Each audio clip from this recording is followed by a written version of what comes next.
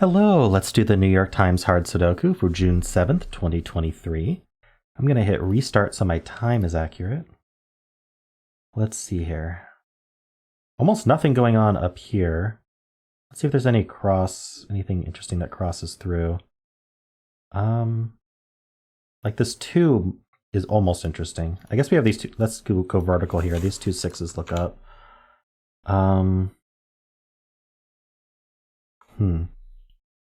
Okay, well, let's move on. These 2 9s look over, and this 9 looks up, so there's a 9 here. The geometry is really strange in this one. Okay, 2 is placed in this box. 6 looks in, so 6 is in one of these 2. And the 1, yeah, 1 and 6 look in, so this is a 1-6 pair. So this is going to be a triple. We need 3, 8, oh sorry, a double. Actually, singles. Yeah, we need 3 and 8 in the box, they go here, 8 and 3. This is going to be a triple. 4, 5, and 7. Okay. Anything else going on here? Not that I can tell.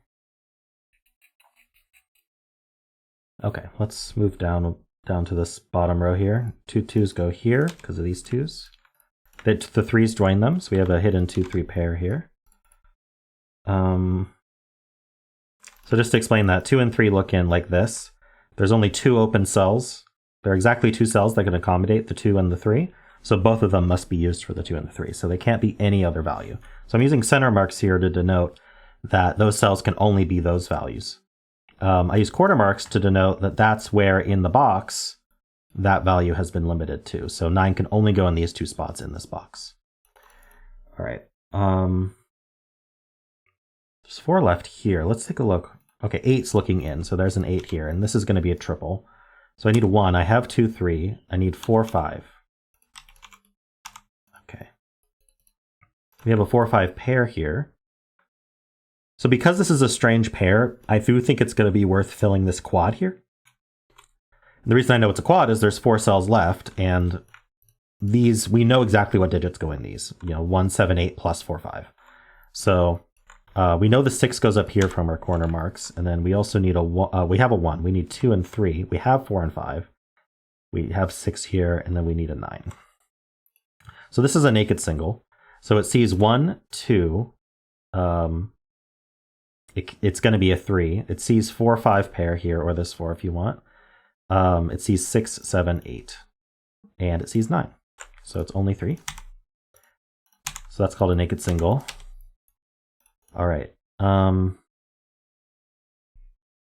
So the terminology, I don't think I've ever talked about this. The terminology naked versus hidden is very candidate-centric. It's centric towards someone who's going to go through every cell and mark what candidates are possible in that cell, what digits are possible in that cell. So like I've done with this row, but for the entire grid.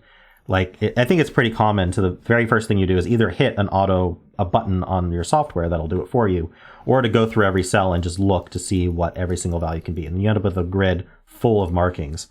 And then at that point, a naked single is naked because you can just see. You just see, this literally is only 3. That's a naked single. I can fill 3 there.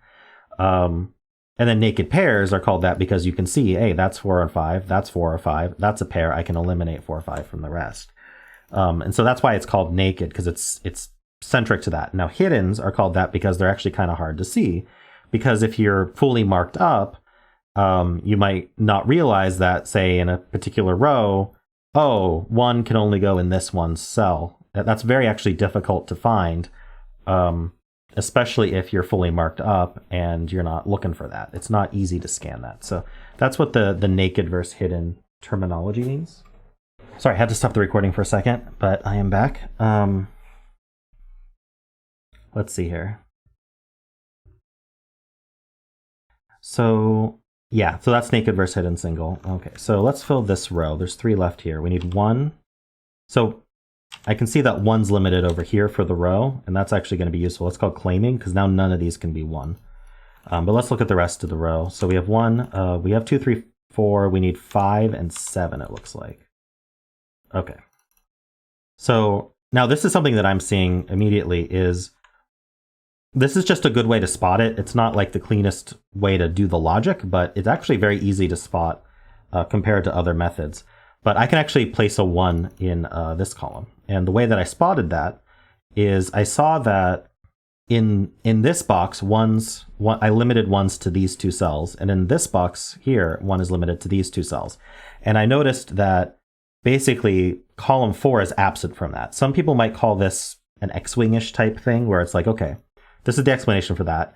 In these 2 rows, how many 1s do we have? Well, it's not a trick question. The answer is we have 2 1s in 2 columns. Sorry, I said rows probably, but in 2 columns, we have 2 1s. One of them's going to be here, and one of them's going to be here. That's it. So there can't be 1s in any of these. And now that we've eliminated 1s from these, since they can't be here, this 1 eliminates from here, and we can place a 1 here. But you can also just see this directly. If you just look at this column, you can ask where does 1 go? And we know it doesn't go in this box or this box. These 1s claim from here, and these are just filled. But this pair would claim from here regardless. And then this one sees here. So either way, it's a hidden single 1 in this column.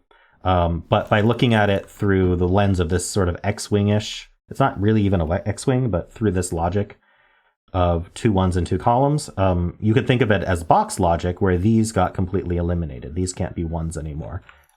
And then that places the 1 for the box. But anyway, it's amusing for me because if I use a quick intuitive way to find something that normally might be a little bit harder to see, I then explain it, and then now it's taken longer to see it than had I done it in the traditional way. But if you're just solving, like you can just, what's nice about this is you can just look at it and you can go, that's that. And then you look up and you go, 1 is placed, and you move on. And that took you like 4 seconds max, as opposed to me who spent 30 seconds plus just explaining what that meant. But anyway, that's why my times are longer. That's my excuse anyway. All right, so there's a 5 1 of these 2. And then, this happens all the time, but it's not always useful. Like these 5s line up. We have 5 in these 2 and 5 in these 2. But of course, we already have a 5 in this column, so it's not helpful, right? I'm going to fill this triple. Not triple. Sorry, it's not a triple. But I am going to fill this triple. So we have 1, 2, 3, 4, 5. We need 6, 7, and 9. My animals are determined to make recording this video difficult, but I'm just going to keep trudging forward. All right, so 6 is in one of those 2. Okay, so we know this 7 looking in means 7's in one of these 2. That's really nice to mark, because that now means that these can't be 7, when normally we wouldn't necessarily think that was the case. I'm actually kind of interested in general, and yeah, so this 8 needs to go in this row somewhere, and it's not here, so the 8 goes over here. I was saying the 2, 3 pair and the 7, but we got all those, and the 6 we have. Okay.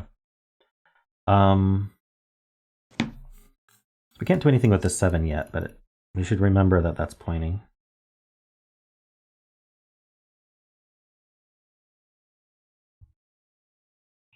Okay, I need a 5 and I need a 7, 9. Okay, are these just 5, 7, 9? I feel like I missed something. 5, 8, 7, 9 is what they are. So this 5 looks down. So 5's in one of these 2.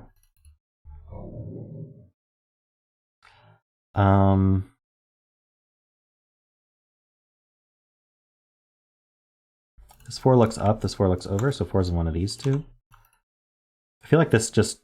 a lot of the times these puzzles just suddenly slow down. I need to figure out how to break through those more quickly, but really it's about spotting. It's like I've spotted everything except like one important deduction that's just necessary to continue. And by definition, it's the deduction I haven't seen yet, right? Let's see. I'm tempted to fill this cell. I'll just fill both of these, it's fine. So we need a 1. We have 2. No, we don't need 1. 1 is up here. We have 2, 3, 4. We need 5, which only goes here. We have 6. We have 7. And we need... Oh, okay, yeah, this is a naked... Oh, no, we need 9s. I was going to say this is a naked single 8, but it's actually 8 or 9. Darn. I stopped before 9. Because I got excited about it only being 8. Now, if either of these are 9, that places a 9 exactly here, which is almost interesting. I guess it does it through this as well. Just this is 7, this is 9. All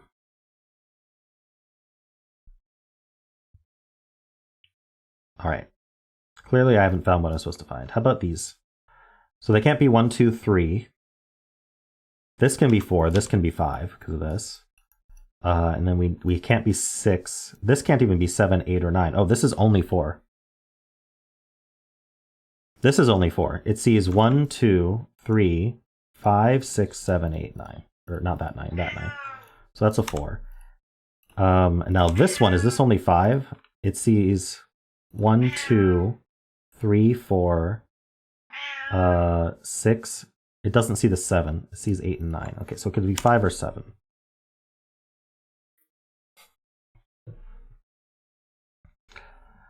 Oh, that's a 5-7 pair though, so that's handy. So this is going to be a pair as well. It's going to involve a 6. 3 and 6. Ah, so the 3 cannot go here because of this 3. So that's 6 and 3. That's 1 and 6. That places this 1. These corner marks are really coming in handy. That's the 1. That's 7. That's 9. All right. Those are all filled. This is a triple. So we need a 1. We need 4. We need 9. So that can't be 4 or 9. So that's a 1. That places this one based on our corner marks here. This is, let's see, 1, 2, we need 3, 4, and 9. So we have this sort of what I like to call a satellite cell thing going on where we have a triple and 2 of them are in one box and the other one, or one row or whatever. The other one's different, right? One of these things is not like the other. And this one's missing a candidate, it's missing 3. So we can actually go and mark 3s have to be up here. Otherwise we don't get any 3s in the column. And that's only true if they do share a row, column, or box. Obviously, we can't do it like this, like they don't see each other. But like this perfectly works. We know 3 is up here. And so that does mean, well, it doesn't mean much of anything because we could have seen that through box logic, but it does mean none of these can be 3, technically. All right, let's do this row. This row is a triple, and that'll help with the box. So we need 1, 2, and 9, it looks like. So 1, 2, 9 triple. This is going to be a quad, so let's do that. We have 1, 2, 3. We need 4, 5. Oh, this can't be 4 or 5. Interesting. We have 6. We need 7 and 8. Okay.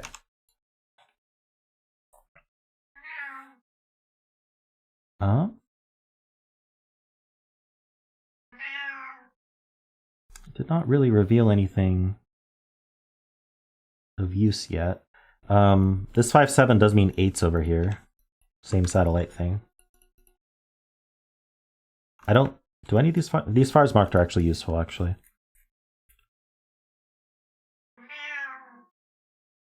I don't know if the rest of these are going to be all that limited. This is a quad. This is going to be 4, 5, 7, 9.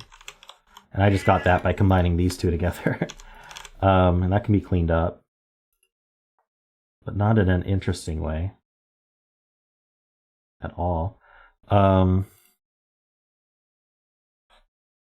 This is a quad. We know 2 of the numbers in the quad will, because we already have our satellite, right? 2 of the numbers in the quad will be limited to this column. So it may be interesting to know what those are, it may not. So we need a 2, we need the 5, we need the 7, we need the 8. And then we know that the 2 and the 8 are up here somewhere. So now we can just clean up our red marks. Now there aren't any 2 or 8s over here because they were already eliminated, but this is a triple. So we have 1, 2, 3, 4, 5, 6. So this is just 7, 8, 9, and it's not clean up at all. This is a triple as well. We have 1, 2, we need 3, we need 4, we need 6. Ah, so this is only a 3. Okay, so it sees the 6 and the 4. So this can only be 3, leaving a 4, 6 pair here. This is going to be 2, 7, 8, 9. But it could be any of those. Does this do anything? I've only got a few left to fill.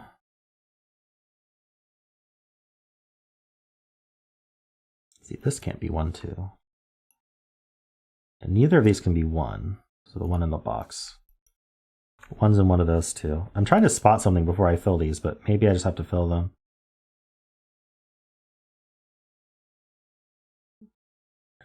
It feels like I'm missing something a little bit obvious, but maybe not. Okay, so the box needs 2, which can only go there, of what's remaining of these 3 at least. We need a 3 anywhere. We have 4, 5. We need a 6, which is actually not in any of these. We need a 7, 8, and 9. These can't be 9. Okay. So what did this do? Oh, okay. So we have a 2, 3, 7, 8 quad here, which means this can't be a 2. That's very interesting, but I'm wondering how that happened. Okay, so this is a hidden 6, 9. Right. Okay. So the reason for that... Wait, no, it's not a hidden 6, 9. It's a naked 6, 9 because... Hold on. 2... Did I exclude 9 again when I shouldn't have? Hold on. 2, 3... Oh no, this isn't a quad. 2, 3, 7, 8, 9 is not a quad. I was like, how did this work? Because it shouldn't have, and sure enough, it didn't. So there's my instinct there that I misread this. It's definitely not a quad because there's 5 different digits here. 2, 3, 7, 8, 9 is 5 digits. Unfortunate. Because this should have been a hidden 6, 9 if that were the case, and I know it's not a hidden 6, 9 because there's 9s all over the place in this box.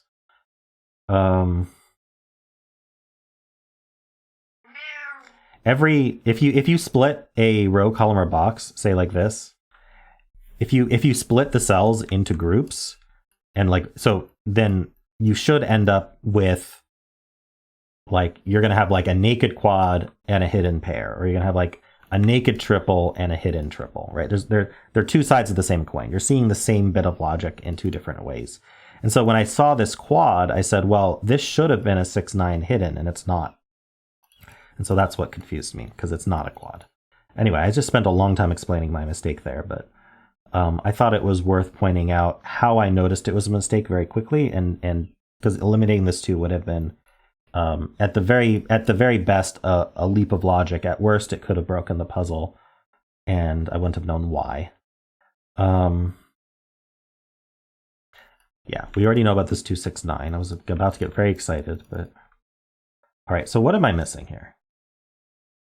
Now that I'm fully marked, you can see what I mean by hiddens being hard to see. Because if indeed it is a hidden that I'm supposed to be seeing, I'm not seeing it. What I can do is I can go through every row and I can just sort of look at what the candidates are, and then I can go through every column. And I can see if any of them ended up, yep, I just found it. This 5 here is hidden in the row. So let's see if we can see that in the more natural way, and we can. So if we look at this row, oh, in fact, I should have seen these. Okay, yeah, it's because when I placed these, I didn't rescan. Had I rescanned these 2 5s, I would have been able to place corner mark 5s here. And then when I placed this 5, that would have eliminated 1. So this is a hidden 5 for the row and the box. And that should help. I'm lucky that it was the second thing I looked at rather than the last thing I looked at. Or you know what I mean, in the order that I was going to look at them. Obviously, it's always the last thing you look at, because once you find it, you stop looking. But it was the second thing I looked at as well. All right. Cool. So this is finishing. Very nice. I feel like this took a while, but also because I was explaining quite a bit. I hope those explanations are interesting to you guys. I have been getting feedback that people are finding them interesting, rather than just sitting here speed solving, that understanding my methodology and intuition can be helpful. So I hope this was helpful to you. That's why I'm making these, is to help people get better at Sudoku. And I hope I am achieving that goal, at least in a small way, and helping people enjoy Sudoku more. So if you are enjoying these and you do find them useful, then why not leave a like, why not subscribe, and definitely leave a kind comment below.